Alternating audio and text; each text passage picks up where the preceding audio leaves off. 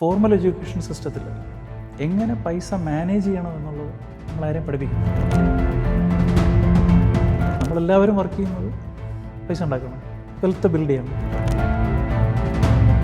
ഇന്ന് ഇന്ത്യയിൽ ഉള്ളത് ഏറ്റവും റെഗുലേറ്റഡ് ആയിട്ടുള്ള one of the best industry for retail എന്ന് പറയാവുന്ന ഒരു നിക്ഷേപ സാധ്യതകളാണ് മ്യൂച്വൽ ഫണ്ടുകൾ ഒരുക്കി തരുന്നത്.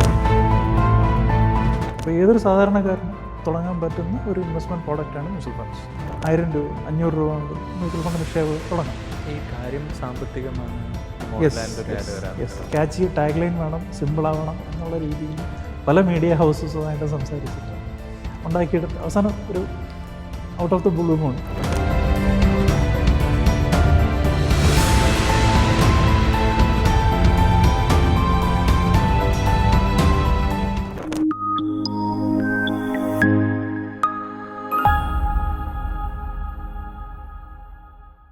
മൈഫിൻ ടി വിയുടെ എല്ലാ പ്രേക്ഷകർക്കും സമ്പത്തിൻ്റെ വഴിയുടെ പുതിയൊരു എപ്പിസോഡിലേക്ക് സ്വാഗതം.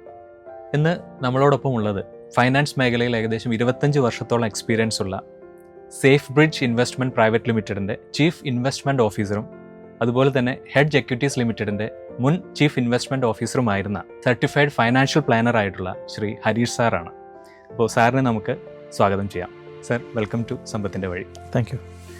സർ, ആദ്യം നമുക്ക് നമ്മുടെ പ്രേക്ഷകർക്ക് വേണ്ടി സാറിൻ്റെ ഒരു കരിയർ ജേണി അല്ലെങ്കിൽ ലൈഫ് ജേണി പറഞ്ഞ് നമുക്ക് തുടങ്ങാം. എൻ്റെ ഗ്രാജുവേഷൻ ഞാൻ എഞ്ചിനീയറിംഗ് ആണ് ചെയ്തത്. ആസ് യൂഷ്വൽ നമ്മുടെ കേരളത്തിലെ ഒരു വഴി പോലെ ഡിഗ്രി കഴിഞ്ഞ് എൻട്രൻസ് എഴുതി എഞ്ചിനീയറിങ്ങിന് പോവുക എന്നുള്ള ഒരു കാലഘട്ടത്തിലാണ് 2000 ഞാൻ എൻ്റെ എഞ്ചിനീയറിംഗ് കംപ്ലീറ്റ് ചെയ്യുന്നത്. മെക്കാനിക്കലിലായിരുന്നു, from TKM college of engineering. അത് കഴിഞ്ഞിട്ടുണ്ടായിരുന്നു, കാരണം അന്ന് കൂടുതൽ ആൾക്കാരും കമ്പ്യൂട്ടർ മേഖലകളിലേക്ക് പോകുന്ന ഒരു സംരംഭം. കാരണം IT is been giving a lot of job opportunities. Okay. അപ്പോൾ പലപ്പോഴും, കാരണം അന്ന് നമ്മുടെ ഒരു തലമുറ ഷിഫ്റ്റ് വരുന്ന സമയമായിരുന്നു. ഒരാളുടെ റിട്ടയർമെൻറ്റിൽ കിട്ടുന്ന അന്നത്തെ ഗവൺമെൻറ് സാലറിയിലേക്ക് വന്നുകൊണ്ടിരുന്ന ആൾക്കാർക്ക് ഒരു സ്റ്റാർട്ടിങ് സാലറിയിൽ IT ഓഫറിങ് ഉണ്ടായിരുന്നു. സോ ദാറ്റ്സ് വൈ പലരും അതിലേക്ക് പോകാനുള്ള ഏറ്റവും വലിയൊരു അട്രാക്ഷൻ അവിടെ തന്നെയായിരുന്നു. പക്ഷേ എന്തുകൊണ്ടോ ഞാൻ അതിലേക്ക് വലിയൊരു താല്പര്യം കാണിച്ചില്ല.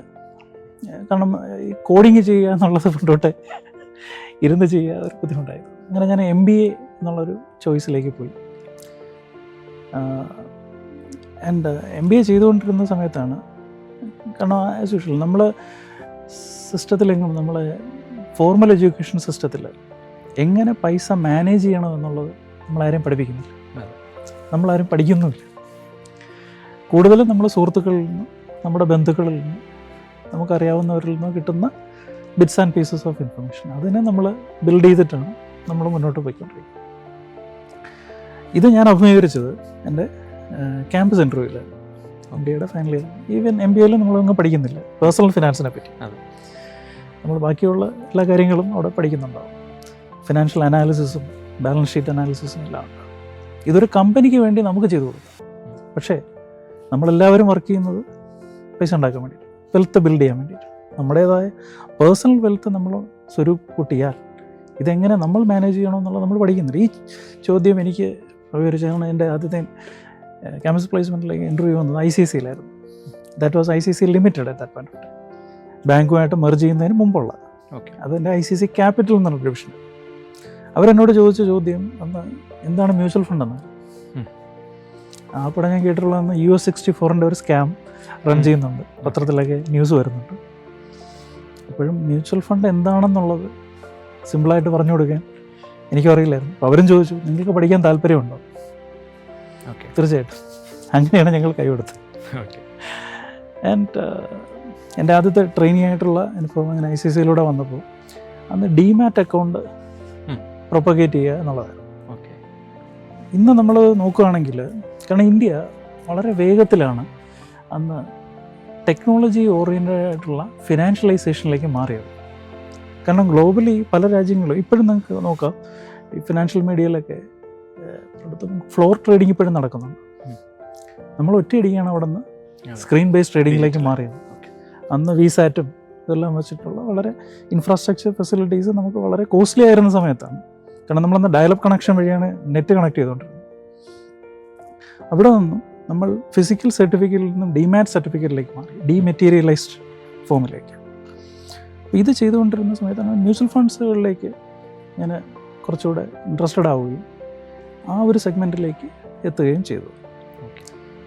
ആൻഡ് താങ്ക്ഫുള്ളി ഒരു കാര്യം, ഇന്ന് ഇന്ത്യയിൽ ഉള്ളതിൽ ഏറ്റവും റെഗുലേറ്റഡ് ആയിട്ടുള്ള one of the best industry for retail എന്ന് പറയാവുന്ന ഒരു നിക്ഷേപ സാധ്യതകളാണ് മ്യൂച്വൽ ഫണ്ടുകൾ ഒരുക്കി തരുന്നത്. അതിൻ്റെ ടാഗ് ലൈൻ പോലെ മ്യൂച്വൽ ഫണ്ട് സഹി ഹേ. അത് വളരെ സത്യസന്ധമായിട്ട് അതിനെ നടത്തിക്കൊണ്ട് വരുന്നുണ്ട്. കാരണം അതിൻ്റെ റെഗുലേഷനും അതുപോലെ വളരെ നന്നായിട്ട് പോകുന്നു.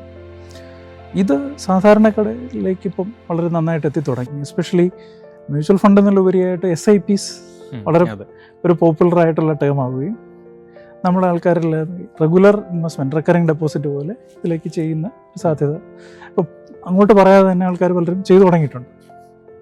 താങ്ക്സ് ടു ദി ഫിനാൻഷ്യലൈസേഷൻ, അതിൻ്റെ ഡിജിറ്റലൈസേഷൻ, ഓൺ ബോർഡിങ് സ്കീമൊക്കെ ഇപ്പം നമുക്ക് വളരെ ഇതായി. കാരണം പണ്ടൊക്കെ നമ്മൾ 6 ചെക്ക് സൈൻ ചെയ്ത് കൊടുത്തു കഴിഞ്ഞാൽ മാത്രമാണ് SIP ചെയ്യാൻ പറ്റുക. കാരണം ഡെബിറ്റിംഗ് ഫെസിലിറ്റീസ് ഒന്നും ഉണ്ടായിരുന്നില്ല. പക്ഷേ അത് നമ്മുടെ ഡിജിറ്റലൈസേഷനോ ഫിനാൻഷ്യലൈസേഷൻ വളരെ ഹെൽപ്ഫുൾ ആയിട്ടുണ്ട്. ഇപ്പോൾ on boarding with a click it's possible because jam Trinity. ഇപ്പോൾ എൻ്റെ ജേണി പറയുകയാണെങ്കിൽ അത് കഴിഞ്ഞ് ഞാൻ IDB ബാങ്കിൻ്റെ കേരള റീറ്റെയിൽ ഡിവിഷൻ സ്റ്റാർട്ട് ചെയ്തപ്പോൾ അതിലേക്ക് ഷിഫ്റ്റ് ചെയ്തു. കൊച്ചി ബ്രാഞ്ച് അന്ന് തുടങ്ങുമായിരുന്നു. അങ്ങനെയാണ് ഇവിടെ എത്തിയത്. അവിടെ നിന്ന് ഞാൻ അതിൻ്റെ ഇൻവെസ്റ്റ്മെൻറ്റ് സർവീസസിൻ്റെ കേരള ക്ലസ്റ്റർ ഹെഡ് വരെയായി. അപ്പോൾ അവിടെ നിന്ന് ഞാനൊരു അസറ്റ് മാനേജ്മെൻറ്റ് കമ്പനിയിലേക്ക് ഒന്ന് മൂവ് ചെയ്തു. 4 വർഷം ഇന്ന് ഇൻവെസ്കോ ഇന്ത്യ എന്ന് പറയുന്ന ഇൻവെസ്റ്റ്മെൻറ്റ് കമ്പനി, അന്ന് ലോട്ടസ് ഇന്ത്യ എന്നുള്ള പേരിലായിരുന്നു അത് ഓപ്പറേറ്റ് ചെയ്തിരുന്നത്. അതിൻ്റെ അസറ്റ് മാനേജ്മെൻറ്റ് സൈഡാണ് ഹാൻഡിൽ ചെയ്തത്. പക്ഷെ അവിടെ നിന്നും നോക്കിയപ്പോൾ എനിക്ക് കൂടുതലും ആൾക്കാരുമായിട്ടുള്ള ഒരു പേഴ്സണൽ ഇൻട്രാക്ഷൻസ് വഴിയായിട്ടാണ് അവരുടെ ഒരു സൊല്യൂഷൻ പ്രൊവൈഡിങ് എന്നുള്ള രീതിയിൽ ചെയ്യുന്നതിലാണ് ഞാൻ കൂടുതലും താല്പര്യം കിട്ടുന്നത്, റാദർ തന്നെ പ്രൊഡക്റ്റ് സെല്ലിങ്. അങ്ങനെ 2010 ഹെഡ്ജ് അതിൻ്റെ വെൽത്ത് മാനേജ്മെൻറ്റ് എന്നുള്ള ഒരു ഡിവിഷൻ സ്റ്റാർട്ട് ചെയ്തപ്പോൾ ഈ കാര്യം സാമ്പത്തികമാണ് അത് വളരെ പ്രസക്തമായ രീതിയിൽ, കാരണം ഒരു നല്ലൊരു ടാഗ് ലൈൻ. അത് ഞങ്ങളുടെ അന്ന് MD അലക്സ് കെ ബാബു, അദ്ദേഹം വളരെ ഡീപ്പായിട്ട് ഒരു ക്യാച്ചി ടാഗ് ലൈൻ വേണം, സിമ്പിളാവണം എന്നുള്ള രീതിയിൽ പല മീഡിയ ഹൗസസുമായിട്ട് സംസാരിച്ചിട്ട് ഉണ്ടാക്കിയെടുത്ത് അവസാനം ഒരു out of the blue moon comes through. അത് വളരെ പ്രസക്തമാവുകയും ചെയ്തു. കാരണം ഹെഡ്ജിനെ സംബന്ധിച്ച് ഹെഡ്ജ് 3 ഡിവിഷൻസ് ഓപ്പറേറ്റ് ചെയ്യുന്നുണ്ട്. ഒന്ന് നമ്മുടെ ഈ വെൽത്ത് മാനേജ്മെൻറ്റ് ഡിവിഷൻസ്, സെക്കൻഡ് ഒരു ഫിനാൻസിങ് സൈഡ് NBFC, മൂന്നാമതായിട്ട് ഒരു സാമ്പത്തിക ട്രെയിനിങ് ഇൻസ്റ്റിറ്റ്യൂട്ട്. കാരണം അത് ഞങ്ങളുടെയൊക്കെ എല്ലാവരുടെയും പഴയ അനുഭവത്തിൽ നിന്നുണ്ടായതാണ്. കാരണം നമുക്കൊരു ആൾക്കാരെ ഫിനാൻഷ്യൽ എഡ്യൂക്കേഷൻ ചെയ്യുക എന്നുള്ള രീതിയിൽ. കാരണം അത് ഞങ്ങൾ ആക്ച്വലി ഒരു ഫിനിഷിംഗ് സ്കൂളായിട്ടാണ് ഇനിഷ്യലി തുടങ്ങിയത്. നമുക്ക് ഹെഡ്ജിലേക്ക് ആളിനെ എടുക്കുമ്പോൾ, കാരണം പലപ്പോഴും മാനേജ്മെൻറ്റ് ഇൻസ്റ്റിറ്റ്യൂട്ടിൽ നിന്ന് മറ്റൊന്നും വരുന്ന ഞങ്ങളെ പോലെയുള്ള ആൾക്കാർ അന്ന് ട്രെയിൻഡ് അല്ല ഈ പ്രൊഡക്റ്റ് ആൾക്കാരിലേക്ക് എത്തിക്കാനായിട്ട്. അപ്പോൾ അവരെ അതിലേക്ക് എക്വിപ്ഡ് ആക്കുക, എന്താണ് ഫിനാൻഷ്യൽ പ്രോഡക്ട്സ് എന്നുള്ള കാര്യങ്ങൾ ഒരു ഫിനിഷിംഗ് സ്കൂൾ എന്നുള്ള രീതിയിലാണ് തുടങ്ങിയത്. പക്ഷേ അത് ഇന്ന് കൂടുതൽ ആൾക്കാരിലേക്ക് എത്തുകയും അതൊരു വലിയൊരു സംരംഭമായിട്ട് മാറുകയും ചെയ്യും. അപ്പോൾ ഇതെല്ലാം കൂടെ ചേരുന്ന ഒരു ടാഗ് ലൈൻ എന്നുള്ള രീതിയിലാണ് ചിന്തിച്ചിരുന്നത്. അങ്ങനെയാണ് കാര്യം സാമ്പത്തികമാണ് എന്നുള്ളതിലേക്ക് എത്തുന്നത്. അത് താങ്ക്ഫുള്ളി ലാൽ സാർ നമ്മൾ ആദ്യം തൊട്ടേ ഞങ്ങളുടെ മലയാളികൾക്ക് സുപരിചിതമായ ഒരു വ്യക്തി തന്നെ എടുത്തു പറയേണ്ട ആവശ്യമില്ല. അദ്ദേഹം അത് വളരെ പ്രസക്തമായ രീതിയിലും എത്തേണ്ട രീതിയിലും അത് കൺവേ ചെയ്തു. അപ്പോൾ ഹെഡ്ജിൽ ഞങ്ങൾ ചെയ്തു തരുന്നതെന്ന് വെച്ച് കഴിഞ്ഞാൽ കേരളത്തിൻ്റെ ഒരു സാമ്പത്തിക അടിസ്ഥാനം നോക്കുകയാണെങ്കിൽ നേരത്തെ പറഞ്ഞതുപോലെ നമ്മൾ ചരിത്രവും ഭൂമിശാസ്ത്രവും സയൻസും എല്ലാം പഠിക്കുന്നുണ്ടെങ്കിലും നമ്മുടെ ലൈഫ് ടുഡേയിൽ വേണ്ട ബേസിക് ലെസൺസ് നമ്മൾ പഠിക്കുന്നില്ല. അപ്പോൾ അവിടെ നമ്മളിന്ന് ജീവിക്കുന്നത് ഒരു സെല്ലേഴ്സ് മാർക്കറ്റിലാണ്. എന്താണോ നമുക്ക് വിൽക്കപ്പെടുന്നത് അത് മാത്രമാണ് നമ്മൾ വാങ്ങിക്കുന്നത്. കാരണം നമ്മൾ അറിഞ്ഞിരുന്നില്ല എന്താണ് നമുക്ക് വേണ്ടതെന്നുള്ളത്. അപ്പോൾ നമുക്കൊരു സൊല്യൂഷൻ പ്രൊവൈഡിങ് എന്നുള്ള രീതിയിൽ ഒരാളിനെ ഉപയോഗിക്കുമ്പോൾ അവർക്ക് പ്രോഡക്റ്റ് സെല് ചെയ്യുന്നതിന് പകരം ഒരാളിനെ ടോട്ടലി അനലൈസ് ചെയ്തിട്ട് അവരുടെ റിക്വയർമെൻറ്റ്സ് മനസ്സിലാക്കി അപ്പോൾ ഇതൊക്കെ നമ്മൾ ഇംഗ്ലീഷിൽ പറയും പ്രൊഫൈലിംഗ്, ഗോൾ ബേസ്ഡ് തിങ്സ് എന്നൊക്കെ പറയുന്നുണ്ട്. പക്ഷേ അത് നമ്മൾ ശരിയായി പ്രാവർത്തികമായി നടത്തുന്നുണ്ടോ എന്നുള്ളത് ഒരു ചോദ്യമാണ്. അതിലോട്ട് വരുമ്പോൾ തന്നെയാണ് എൻ്റെ അടുത്ത ചോദ്യം. ഒരു ഞാൻ പറഞ്ഞു CFP ആണ് സാർ. ഒരു സർട്ടിഫൈഡ് ഫൈനാൻഷ്യൽ പ്ലാനറുടെ ജോലി എന്താണ് ശരിക്കും? ഓക്കെ, അതിപ്പോഴും അടുത്തൊരു ചോദ്യമാണ്. ഇപ്പോഴും ആൾക്കാരുടെ ഇടയിലേക്ക് CFP എന്ന് പറയുമ്പോൾ എല്ലാവരും CA അല്ലെങ്കിൽ മറ്റുള്ള റിലേറ്റഡ് ആയിട്ടുള്ള സർട്ടിഫിക്കറ്റ്, ചാർട്ടേഡ് അക്കൗണ്ടൻ്റ് എന്നുള്ളത് പലരും മനസ്സിലാക്കുന്നു. എന്താണ് ഒരു സർട്ടിഫൈഡ് ഫിനാൻഷ്യൽ പ്ലാനർ അല്ലെങ്കിൽ സർട്ടിഫൈഡ് വെൽത്ത് മാനേജർ എന്നുള്ളത്? ചാർട്ടേഡ് വെൽത്ത് മാനേജർ, CWM എന്നൊക്കെ പറയുന്നത് പല സർട്ടിഫിക്കേഷൻസ് ഉണ്ട്. പക്ഷെ ഇതിനെ ഇപ്പോഴും ആൾക്കാർ മനസ്സിലാക്കിയിട്ടില്ല വലുതായിട്ട്. കാരണം ഇതെന്ന് വെച്ച് കഴിഞ്ഞാൽ ഒരു സൊല്യൂഷൻ കൊടുക്കുക എന്നുള്ളതാണ് ഒരാളിന്. കാരണം നമുക്കൊരു പ്രോഡക്റ്റിലുപരി ഒരു വ്യക്തിക്കോ ഒരു ഫാമിലിക്കോ വേണ്ടത്. കാരണം നമ്മൾ എന്തിനേയും ഫൈനലി സാമ്പത്തികമായിട്ടാണ് എത്തേണ്ടത്. നമ്മുടെ ഒരു ഹയർ എഡ്യൂക്കേഷൻ ആയിക്കോട്ടെ, ഒരു വീട് വയ്ക്കുന്നതായിക്കോട്ടെ, അല്ലെങ്കിൽ കുട്ടികളുടെ കല്യാണം കഴിച്ചു വിടുന്നതായിക്കോട്ടെ, ഇതിലെല്ലാത്തിലും സാമ്പത്തികമായ ഡിസിഷൻസ് ഉണ്ട്, മണി ഇൻവോൾവ്സ്. അപ്പോൾ ഇതെങ്ങനെ എത്താം, നമുക്ക് നമ്മുടെ സ്വപ്നങ്ങളെ സാധൂകരിക്കാൻ വേണ്ടിയിട്ടുള്ള നിക്ഷേപം നമുക്കുണ്ടോ, അല്ലെങ്കിൽ നമുക്കവിടെ എത്താൻ പറ്റുമോ എന്നുള്ളതൊക്കെ നമുക്കൊന്ന് അനലൈസ് ചെയ്യുകയും ഇതിനെ ഒരു റിയലിസ്റ്റിക് ആയിട്ടുള്ള പാത്തിലൂടെ നമുക്ക് യാഥാർത്ഥ്യപരമായി അവിടെ എത്താൻ പറ്റുന്നു. അല്ലാതെ നമ്മൾക്ക് നാളെ സ്വപ്നം കാണാൻ പറ്റാത്ത രീതിയിലേക്ക് അത് എത്താൻ പറ്റുമോ ഇല്ലയോ എന്നുള്ളതൊക്കെ പലരും അനലൈസ് ചെയ്തതാണ്. കാരണം നമ്മുടെ വേറൊരു കാര്യമുണ്ട്, നമുക്ക് ഇൻഫ്ലേഷൻ, അത് പണപ്പെരുപ്പ നിരക്ക് നമുക്ക് റിയാലിറ്റിയാണ്.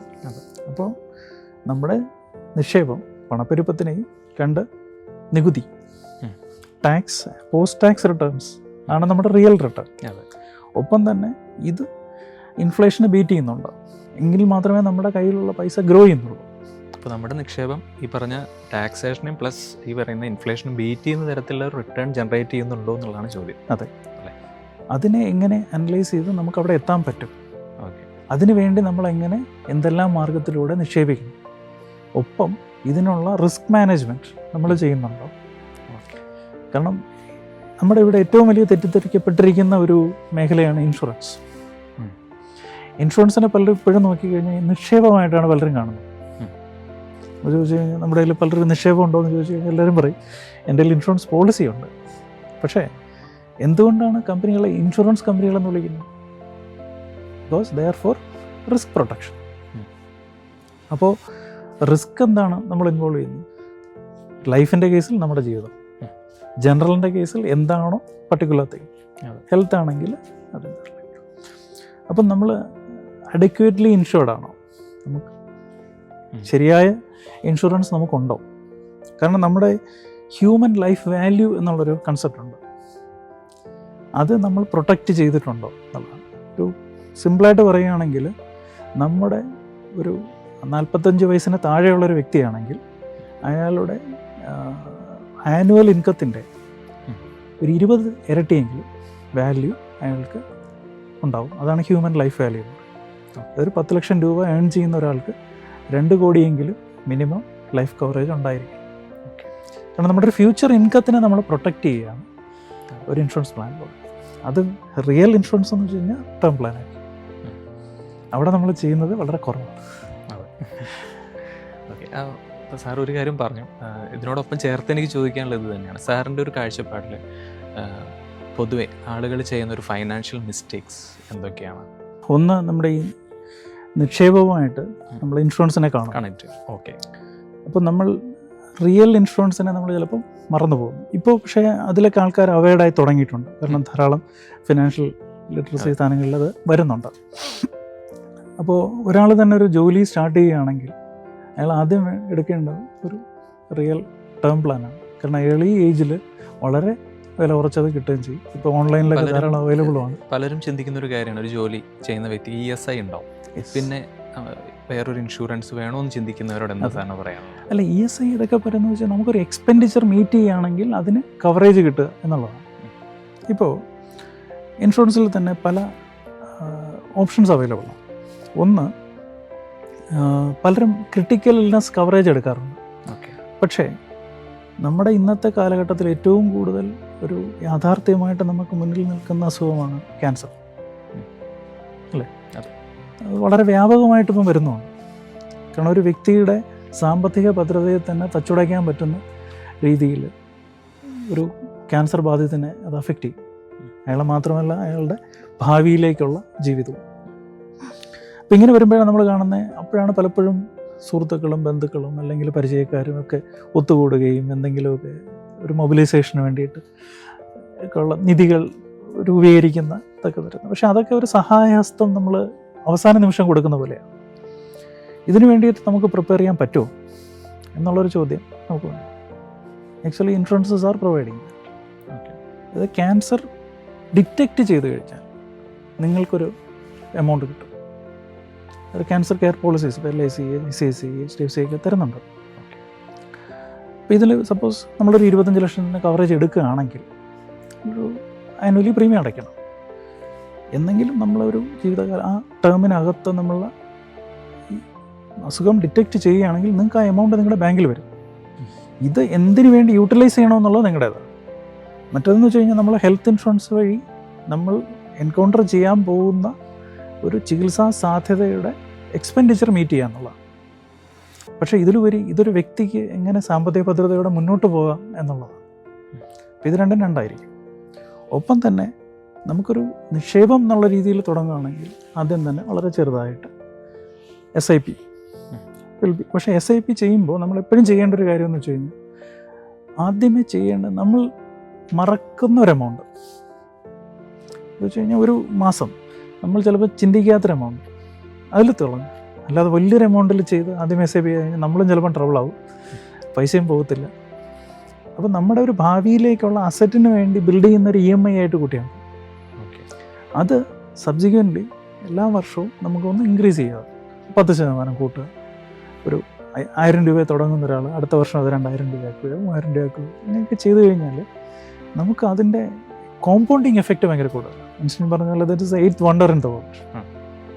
അപ്പോൾ ഈ കോമ്പൗണ്ടിങ് എഫക്റ്റ് നമുക്ക് റിയൽ ലൈഫിലേക്ക് വരണമെങ്കിൽ നമ്മളും അതിൻ്റെ കൂടെ പാർട്ടിസിപ്പേറ്റ് ചെയ്യണം. അത് നമ്മൾ ചെയ്യുക, മറ്റൊന്നും നോക്കാം. ഇപ്പോൾ സാർ SIPനെ കുറിച്ച് പറഞ്ഞു. സാധാരണ നമ്മൾ പേഴ്സണൽ ഫിനാൻസിൽ വരുമ്പോൾ ഒക്കെ പൊതുവെ പറയുന്ന കാര്യങ്ങളാണ് ഇൻവെസ്റ്റ്മെൻറ്റ് എന്ന് പറയുന്ന ഒരു കാര്യം. അപ്പോൾ ഏതെല്ലാം തരത്തിലുള്ള ഇൻവെസ്റ്റ്മെൻറ്റ്സ് ആണ് നിലവിൽ അവൈലബിൾ ആയിട്ടുള്ളത് ആളുകൾക്ക്? അതെ, നമ്മുടെ ഒരു സാധാരണ ഒരു വ്യക്തിയെ സംബന്ധിച്ച് നമ്മൾ പലപ്പോഴും ഒരു നിക്ഷേപം എന്നുള്ള രീതിയിൽ നമ്മൾ കാണുന്ന ബാങ്കാണ് അല്ലേ, FD, കാരണം സേവിങ്സ് ബാങ്ക്. ഓക്കെ. എന്തുകൊണ്ടാണ് സേവിങ്സ് ബാങ്കും ഫിക്സഡ് ഡെപ്പോസിറ്റും രണ്ടായിട്ട് വരുന്നത്? കാരണം സേവിങ്സിൽ നമ്മൾ പൈസ കീപ്പ് ചെയ്യുന്നതാണ്, അത് ഇൻഫ്ലേഷനെ ബീറ്റ് ചെയ്യുന്നില്ല, അത് സേവ് ചെയ്യുന്നതേ ഉള്ളൂ. പക്ഷേ നമ്മൾ സേവിങ്സ് ബാങ്ക്സിൽ മാത്രം വയ്ക്കുകയും 4% മാക്സിമമാണ് അവിടെ കിട്ടുന്ന ഇൻട്രസ്റ്റ്. ഇൻഫ്ലേഷൻ അതിന് മുകളിലുണ്ട്. അപ്പോൾ യുവർ മണി വാല്യൂ എറോ. അപ്പോൾ അതുകൊണ്ട് നിങ്ങൾ ഒരു ഹയർ ഇൻട്രസ്റ്റ് റേറ്റിലേക്ക് മാറ്റി വയ്ക്കുകയാണെങ്കിൽ അതാണ് ഏതൊരു വ്യക്തിയും ആദ്യം പ്രാഥമികമായി ചെയ്യുന്ന സാധാരണയുള്ള നിക്ഷേപം, FDs. പക്ഷേ FDസിൽ ഇപ്പോൾ ഒരു മെയിൻ റിയാലിറ്റി എന്ന് വെച്ച് കഴിഞ്ഞാൽ ടാക്സേഷൻ. കാരണം ഇതിപ്പോൾ നമ്മൾ ഒരു വ്യവസ്ഥാപിതമായ സാമ്പത്തിക വ്യവസ്ഥയിൽ ടാക്സേഷൻ റിയാലിറ്റിയാണ്. അപ്പോൾ അത് നമ്മൾ എടുത്താലും എടുത്തില്ലെങ്കിലും ടാക്സ് അവിടെ പിടിച്ചിരിക്കും, ഒഴിക്കാൻ പറ്റില്ല. അപ്പോൾ 7% നമ്മൾ ടാക്സ് കിട്ടുന്ന ഒരു ബാങ്ക് ഡെപ്പോസിറ്റുകളിൽ നിക്ഷേപിക്കുകയാണെങ്കിൽ അതിൽ ഒരു 30% ഇൻകം മുകളിൽ ടാക്സ് ബ്രാക്കറ്റിലുള്ള ഒരാളിനെ സംബന്ധിച്ച് 1/3 ഇൻകം അവിടെ പോകും. അപ്പോൾ ഇൻഫ്ലേഷൻ്റെ താഴെ പോകും. സോ ദാറ്റ് ഈസ് നോട്ട് ഒരു എന്താ പറയുക, ഒരു ബുദ്ധിപരമായ ഒരു ഇൻവെസ്റ്റ്മെൻ്റായിട്ട് FDയെ നമുക്ക് കാണാൻ പറ്റത്തില്ല. ഓക്കെ. അപ്പോൾ അതുകൊണ്ടാണ് മറ്റുള്ള സാധ്യതകളിലേക്ക് നമ്മൾ നോക്കേണ്ടത്. പക്ഷേ സീനിയർ സിറ്റിസൺ ആയിട്ടുള്ള ആൾക്കാർക്ക് ഇൻട്രസ്റ്റിലെ ഒരു മേജർ കമ്പോണൻറ്റ് ടാക്സ് റിലാക്സ് ഉള്ളതുകൊണ്ടും ഈ വർഷം മുതൽ നമുക്ക് 12.5 ലക്ഷം വരെയുള്ള ഇൻകം എക്സെപ്റ്റ് ചെയ്തതുകൊണ്ടും ഒരു സാധാരണക്കാരനെ സംബന്ധിച്ച് ഇത് ടാക്സ് ഫ്രീ ആയിട്ട് കിട്ടും. അതിനൊപ്പം തന്നെ നമുക്കിപ്പോൾ ഇവിടെ കേരളത്തിലെ ആൾക്കാർ നോക്കുകയാണെങ്കിൽ വളരെ പോപ്പുലറായിട്ട് ഇപ്പം നടന്നുകൊണ്ടിരിക്കുന്ന നമ്മുടെ ഗോൾഡ് ഫിനാൻസിങ് കമ്പനികൾ തരുന്ന NCDs. ഓക്കെ. കാരണം അവർ ഒരു കാലത്ത് ഡെപ്പോസിറ്റ് ടേക്കിംഗ് കമ്പനികളായിരുന്നു.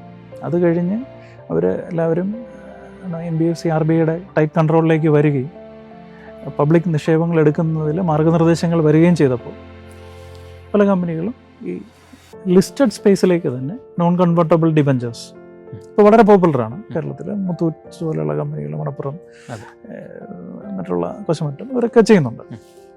അപ്പോൾ ഒരു ഹയർ ഇൻട്രസ്റ്റ് റേറ്റ്സിൽ ഓഫർ ചെയ്യുന്ന, പ്രത്യേകിച്ചും ഗോൾഡ് ലോൺ ഫിനാൻസിങ് കമ്പനികളാകുമ്പോൾ അവർ ഓഫർ ചെയ്യാൻ പറ്റുന്ന സേഫ്റ്റി, കാരണം underlying assets are always growing. അതെ. പിന്നെ നമ്മൾ പ്രാഥമികമായിട്ട് നമ്മുടെ ഒരു നിക്ഷേപമായിട്ട് നമ്മൾ ഗോൾഡ് കാണുന്നത് കൊണ്ട് അതല്ലേ നമ്മുടെ ബോട്ടം ഓഫ് ദ സ്റ്റാറ്റ നമ്മൾ കൂടുതൽ നോക്കുകയാണെങ്കിൽ ആൾക്കാർ കൂടുതൽ ഇൻവെസ്റ്റ് ചെയ്യുന്നത് ഗോൾഡിലാണ്.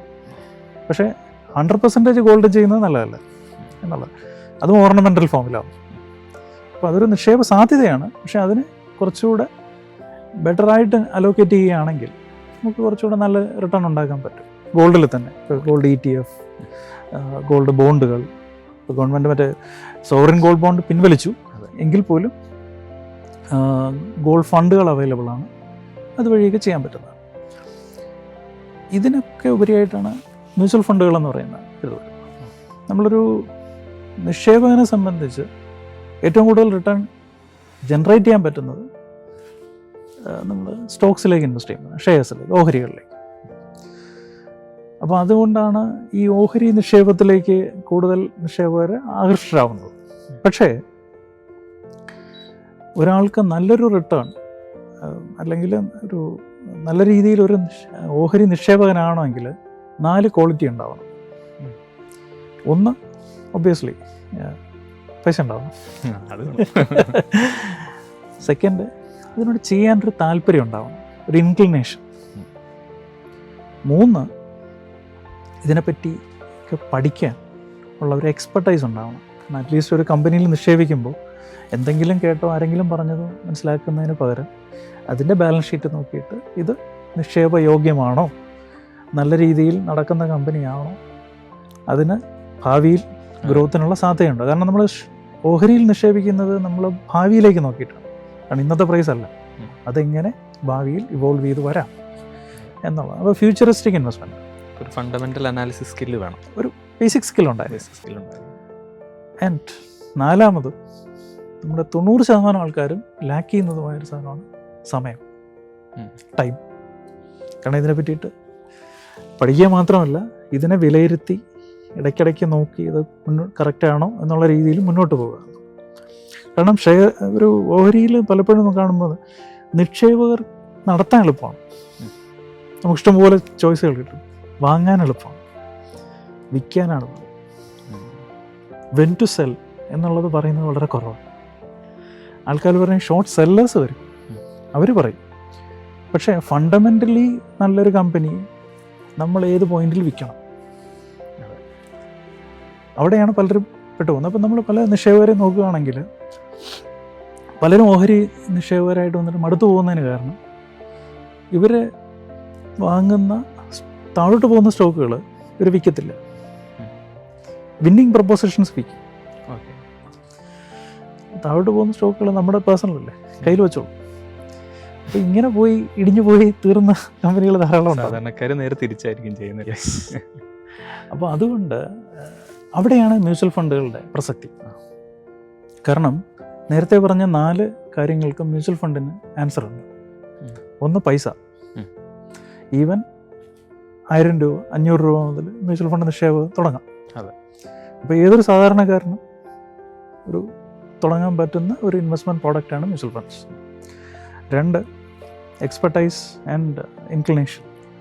ഇത് രണ്ടും നിങ്ങൾ ഫണ്ട് മാനേജറിന് കൊടുത്തോളൂ, അവർക്കൊരു ഫീസ് കൊടുത്താൽ മതി, അവർ മാനേജ് ചെയ്ത് തരും. കാരണം അതിനെ റെഗുലേറ്റ് ചെയ്യാൻ സെബിയുണ്ട്. അവിടെ ഓരോന്നിനും ചിലവാക്കുന്നതിന് ഇത്രയാണ് പരിധികൾ വളരെ കർക്കശമായിട്ട് നിർദ്ദേശിച്ചിട്ടുണ്ട്. 4, സമയം. ഈ സമയത്തിൻ്റെ കാരണം നിങ്ങൾ ഡയറക്റ്റായിട്ട് ചെയ്യാൻ കപ്പാസിറ്റി ഉള്ളവരാണെങ്കിൽ അങ്ങനെ ചെയ്യാം, കാരണം അവർക്ക് സ്വന്തമായിട്ട് തോന്നും. അല്ലെങ്കിൽ ഒരു മ്യൂച്വൽ ഫണ്ട് അഡ്വൈസറിൻ്റെ അടുത്ത് പോകും, അവർ നിങ്ങൾക്ക് വേണ്ടി ഇതിൻ്റെ കാര്യങ്ങൾ അനലൈസ് ചെയ്ത് വിശകലനം ചെയ്ത് അതിനു വേണ്ടി തത്തുല്യമായിട്ടുള്ള നിങ്ങൾക്ക് ആവശ്യമുള്ള ഫണ്ടുകൾ ഏതാണെന്നുള്ളത് നിർദ്ദേശിച്ചു തരും. പിന്നെ choice, there is plenty choice. കാരണം മ്യൂച്വൽ ഫണ്ട് എന്ന് പറഞ്ഞു കഴിഞ്ഞാൽ ഒരു ടിപ്പ് ഓഫ് ഐസ്ബർഗ് എന്ന് മാത്രം പേര് മാത്രമാണ്. മ്യൂച്വൽ ഫണ്ട്സ് നേരത്തെ പറഞ്ഞതുപോലെ എല്ലാവർക്കും അറിയാം. ഇപ്പോൾ പലരുടെയും നിന്ന് പൈസ കളക്ട് ചെയ്തിട്ട് ഒരു പൂൾ വർക്കുകളായിട്ട് എടുത്തിട്ട് എന്താണോ ആ ഒബ്ജക്റ്റീവ് അതിലേക്ക് നിക്ഷേപം നടത്തുന്നത്. അപ്പോൾ അതിൽ ഓരോ വ്യക്തികളുടെയും നമ്മൾ എന്തൊക്കെയാണോ നോക്കുന്നത്, ഫോർ എക്സാമ്പിൾ ലാർജ് ക്യാപ്, വൻകിട കമ്പനികളുടെ നിക്ഷേപം, മിഡ് ക്യാപ്, മീഡിയം റേഞ്ചിലുള്ള. അത് വളരെ ക്ലിയർ ആയിട്ട് സെബി ഡിഫൈൻ ചെയ്തിട്ടുണ്ട്. ഇന്ന കമ്പനികളാണ് ലാർജ് ക്യാപ്പ്, അതായത് ടോപ്പ് 100 വരുന്നത്. അടുത്ത 200 to 250 വരുന്ന 250 കമ്പനികളാണ് മിഡ് ക്യാപ്പ്. താഴോട്ടുള്ളതെല്ലാം ചെറുകിട കമ്പനി, സ്മോൾ ക്യാപ്പ്. അപ്പോൾ നിങ്ങൾ ചെറിയ കമ്പനികളിൽ ജംസിനെയാണ് എക്സ്പ്ലോർ ചെയ്യുന്നതെങ്കിൽ നമുക്ക് സ്മോൾ ക്യാപ്പിൽ ചെയ്യാം. അല്ലാതെ ചെയ്യുന്നവർക്ക് മിഡ് ക്യാപ്പോ small cap, large and mid cap ഉണ്ട്, ഫ്ലെക്സി ക്യാപ്പ് ഉണ്ട്, എല്ലാത്തിനുമായിട്ട് ചെയ്യുന്ന പ്ലെയിൻ വാനില ഫണ്ടുകൾ. ലോസസ് എടുക്കാൻ, കാരണം നമ്മളാരും ജീവിതത്തിൽ പരാജയമാകാൻ താല്പര്യപ്പെടുന്നില്ല. അപ്പം പരാജയങ്ങളെ അക്സെപ്റ്റ് ചെയ്യാനും നമുക്ക് ബുദ്ധിമുട്ടുണ്ട്. മൾട്ടി ക്യാപ്പ് ഫണ്ടുകളുണ്ട്. അപ്പോൾ അതാണ് പറഞ്ഞത്, ഒരു ഓപ്ഷനാണ്. അതിൽ നിന്നും നമുക്ക് എന്താണോ വേണ്ടത് അതിനെ നമുക്ക് സെലക്ട് ചെയ്യണമെങ്കിൽ ഐഡിയലി ഒരു അഡ്വൈസറിൻ്റെ സഹായം എടുക്കുന്നത് നല്ലതായിരിക്കും.